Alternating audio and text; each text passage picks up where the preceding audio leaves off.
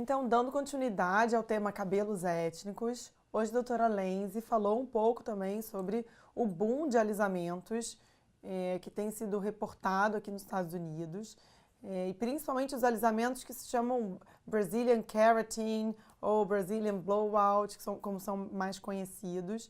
Então, existe um mercado forte desses alisamentos brasileiros, que na verdade envolvem substâncias que são ou formaldeído, ou mais recentemente, substâncias que são geradas através do aquecimento, então liberam formol através do aquecimento e esse formol teria a capacidade de fazer o efeito alisante temporário nos fios. Então, o mais importante é que os alisamentos à base de formol e dos seus derivados não têm estudos que comprovem a segurança do seu uso para tal fim.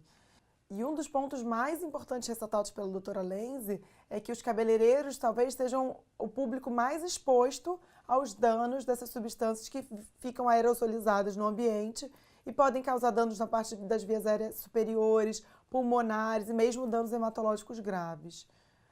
E alguns pacientes têm apresentado reações também, mas como eles são menos expostos ao longo do ano, 3 ou 4 vezes ao ano, comparado aos cabeleireiros, esses pacientes às vezes desenvolvem reações mais amenas, que seriam irritações nas áreas dos olhos, nas vias aéreas superiores, ou mesmo no couro cabeludo, com descamação, vermelhidão e algumas reações locais. Então, um outro ponto interessante que a doutora Lenzy abordou seriam as estratégias para aquele paciente que tem uma necessidade de saber ser orientado em relação ao shampoo, aos hábitos de pentear, aos hábitos de styling, né, que seria o penteado, a forma como vai manter aquele cabelo. E muitos dermatos não sabem, aquele paciente fica com aquele vazio de informações.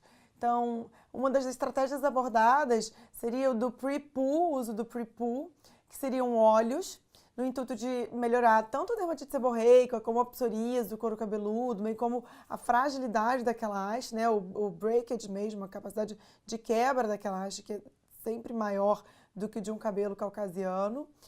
E ela usa normalmente óleos no couro cabeludo antes do shampoo, ou mesmo 20 minutos antes, ou até um dia antes. Então, na noite anterior ao enxágue, o paciente coloca o óleo no couro cabeludo e no dia seguinte vai usar o shampoo e na verdade aquele óleo vai proteger o couro cabeludo e vai tornar o paciente um pouco mais resistente a esse processo de quebra. Isso, claro, que se a gente pensar que a dermatite seborreica pode fragilizar ainda mais a haste e que já tem um histórico, muitas vezes, de alisamento e por si só já é frágil.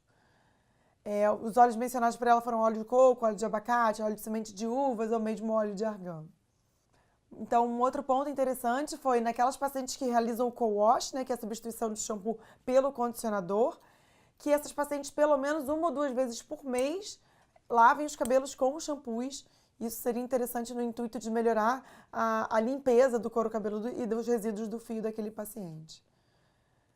No período da tarde, a gente teve um simpósio de desordens do cabelo, como abordá-las mais facilmente. Então, a Dr. Rogers ressaltou a possibilidade de se realizar transplante capilar em pacientes com alopecia cicatricial estáveis há pelo menos 2 anos. E o mais interessante foi que ela mostrou um caso de uma paciente em que ela realizou uma biópsia prévia e realizou uma área teste da enxertia na região parietal, um caso de CCCA, e ela aguardou 6 meses para poder reavaliar a reativação da doença. Como não teve reativação da doença, ela realizou o transplante bem sucedido. E foi bem interessante esse caso, bem bonito. Os outros pontos que ela ressaltou foram nunca transplantar a alopecia areata, as alopecias cicatriciais em atividade, a foliculite decalvante e a abscedante. E o outro ponto interessante é que houve uma mudança na nomenclatura, que antes a técnica FUI significava Follicular Unit Extraction, só que a extração, na verdade, é um ato intraoperatório, então esse nome mudou para Follicular Unit Excision, que é mais preciso em relação ao tipo de excisão realizada. Na sequência, a doutora Piliang falou sobre algumas dicas de avaliação do paciente com alopecias cicatriciais. O primeiro ponto abordado foi a alopecia fibrosante frontal, e ela mencionou um estudo da Dr. Bergfeld, que usa lâmpada de Wood para observar a hipopigmentação que esses pacientes apresentam, principalmente na linha de implantação, mas também em todo o couro cabeludo. e o uso da lâmpada de Wood no dia a dia pode ajudar bastante para realizar o diagnóstico. E ela citou também algumas apresentações desafiadoras, como os pacientes antes de 30 anos, ou seja, pré-menopausadas, em que o diagnóstico diferencial principal acaba sendo a alopecia areata. Às vezes os pacientes são erroneamente tratados para alopecia areata e, na verdade, erroneamente diagnosticadas, né? E acabam tendo um período muito grande aí até se realizar o diagnóstico. Algumas pacientes com apresentações incomuns, como o pseudocinal da franja, que já foi publicado pelo nosso grupo. O exame da região retroauricular pode ajudar muito, bem como a linha de implantação posterior, que também podem ser acometidos, sem mesmo que a linha de implantação anterior esteja acometida. E examinar sempre a linha de implantação toda do couro cabeludo é fundamental nesses pacientes. Um outro ponto mencionado pela doutora Piliang em relação aos pacientes em uso de imunossupressores, que na verdade podem favorecer sobre infecção por fungos e por alguns parasitas, como sarna. Então mostrou 2 casos interessantes de Tinea captis, Tinea incógnita, na verdade, e também de sarna nesses pacientes. Então lembrando que a gente precisa eventualmente pedir esses exames micológico ou própria biópsia para poder diagnosticar esses pacientes que não melhoram mesmo com tratamento imunossupressivo.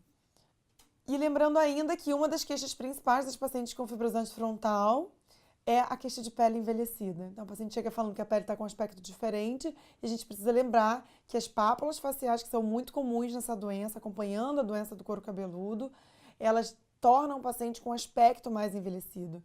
Isso se deve principalmente ao dano de fibras elásticas, como já foi recentemente mostrado na literatura, mas também a discromia que está presente muitas vezes na face dessas pacientes. Em relação ao tratamento das alopécias cicatriciais, o Dr. Elson ressaltou ainda o uso de prednisona por até 6 semanas depois de transplante capilar em pacientes com alopécias cicatriciais, o que poderia minimizar ou evitar a recidiva da doença pós-transplante. E além disso, citou que em relação ao lúpus discoide do couro cabeludo, as novas drogas anticélulas B, como o belimumab, pode melhorar a doença sistêmica, mas pode piorar a doença cutânea. Existem alguns relatos na literatura de melhora da doença cutânea com essa substância, porém, na experiência dele, em alguns casos, houve uma piora da doença cutânea em paralelo à melhora da doença sistêmica. Ele também ressaltou que o uso do corticoide tópico nos pacientes com lúpus discoide tem que ser limitado, principalmente porque é uma doença que naturalmente faz uma atrofia do couro cabeludo, então ele restringe ao uso 2 vezes na semana, nos finais de semana, e nos dias de semana usa apenas o tacrolimus em pomada nas lesões.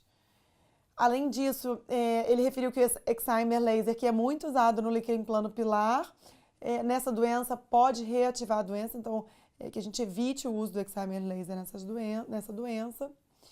E além disso, da mesma forma que a doutora Piliang já tinha mencionado, ele refere que as lesões descamativas do couro cabeludo associadas ao lúpus discoide devem ser também levadas para a cultura, e a gente tem que lembrar de Tinea incógnita nesses casos. Em relação à alopecia central centrífuga cicatricial, o Dr. Elston mencionou que muitas vezes o uso do sulfato de zinco para minimizar a dermatite seborreica que essas pacientes às vezes têm, por serem afrodescendentes, deve ser limitado o seu uso a uma dose diária de 200 mg dia por no máximo 3 meses, por conta da inibição competitiva pela absorção do cobre, o que pode levar muitas vezes até a morte de alguns pacientes. Ele referiu que isso tem sido relatado na literatura. Em relação às foliculites supurativas, ele citou o peróxido de benzoíla, como a gente já sabe que pode ajudar no couro cabeludo desses pacientes a diminuir a inflamação, mas também diminuir a microbiota, que muitas vezes é o gatilho para a inflamação desses pacientes. E o que é interessante é que ele recomendou o uso do peróxido de benzoíla em curto contato, ou seja, 20 minutos antes do banho, o paciente bota o peróxido de benzoíla foam, né, que ele tem aqui nos Estados Unidos disponível, deixa esse peróxido de benzoíla foam no couro cabeludo e depois de 20 minutos enxágua. Diferente do creme que a gente costuma fazer para o paciente passar a noite toda com ele no couro cabeludo e enxaguar pela manhã. Então seria mais rápido e mais fácil muitas vezes com peróxido de benzoíla 10%. Nessa mesma sessão, a doutora Antonella Tosti mencionou algumas dicas para o diagnóstico das alopécias não cicatriciais pela tricoscopia. E o que eu achei bem interessante foram algumas dicas que a gente não encontra normalmente nos livros. Ela citou, por exemplo, que a tricotilomania, muitas vezes o diagnóstico clínico é a principal arma que a gente tem, como a tricotilomania tem uma dermatoscopia muito parecida com a da alopecia areata, nesses casos a dermatoscopia pode atrapalhar o diagnóstico, então a gente tem que ir mais pela clínica do que por esse exame. E também ela mencionou que no eflúvio anágeno, pós-quimioterapia e radioterapia, as alterações que a gente encontra do tipo cabelos em chama, né, que são os flame hairs, elas podem persistir mesmo muitos meses após a parada desse tratamento. Então é interessante porque a gente não encontra muita essa informação nos livros, existe algum dano permanente em alguns folículos, e isso pode aparecer mesmo no longo prazo. Em relação à alopecia areata, o que ela mais mencionou é que a gente deve sempre examinar todo o couro cabeludo do paciente, não esquecer que aquele paciente pode ter uma doença mais difusa e a gente pode fazer o diagnóstico precoce da extensão, examinando as áreas mesmo sem placas de alopecia.